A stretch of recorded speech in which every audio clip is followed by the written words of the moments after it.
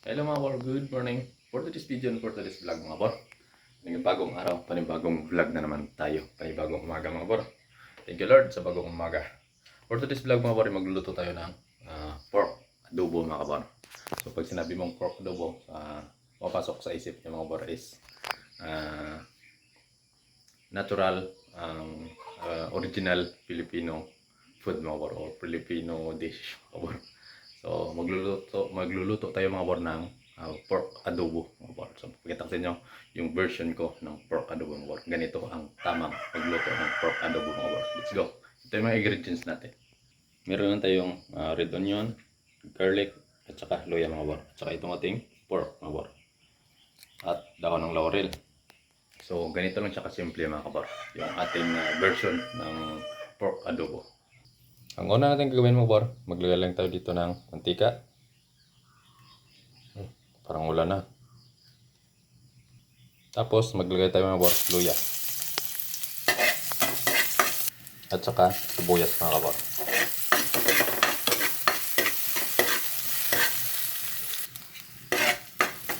Pag nag-brown na siya, ganyan mga bor yung kanyang itsura. So lalabas na yung aroma niya. Ilalagay na natin yung ating pork.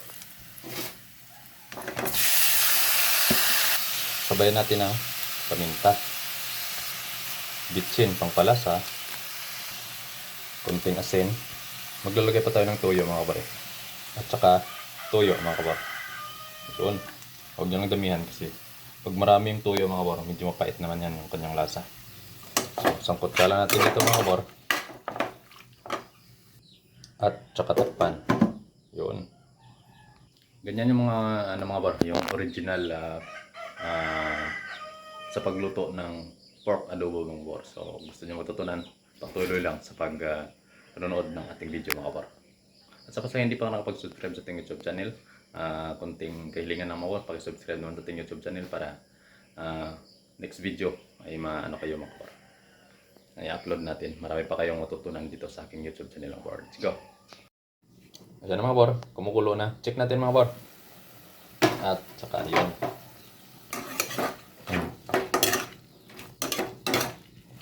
Kita nyo naman yung kanyang itsura mga bar. Sa itsura pa lang at sa kanyang amoy pa lang mga kabor, mapapakain ka na. Ilabas na yung bahaw. Lagyan natin ng konting water mga kabor.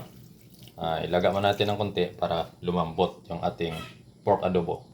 Bago natin takpan mga kabor, maglalagay muna tayo dito ng sugar. So gusto ko kasi sa adobo mga kabor, yung medyo may sipa ng tamis mga kabor. Hindi sipa ng misis mo mga kabor, sipa ng tamis. Yun. Optional din naman ito mga kabor eh. Pag gusto nyong medyo matamis, lagyan nyo. Pag hindi, huwag nyong lagyan mga kabor. Tapos, takpan na natin. Alright. After 10 minutes mga kabor, tingnan natin.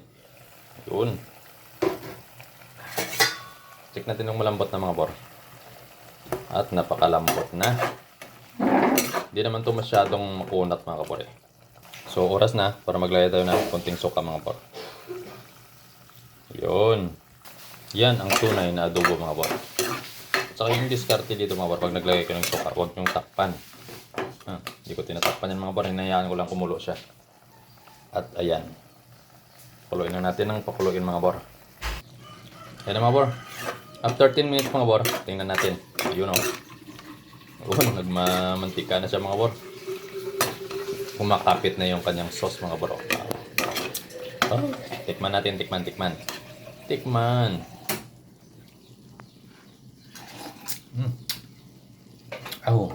Napakalasa.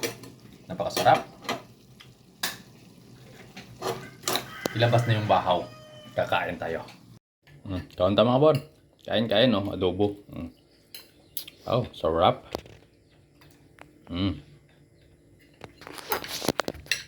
Kain tayo.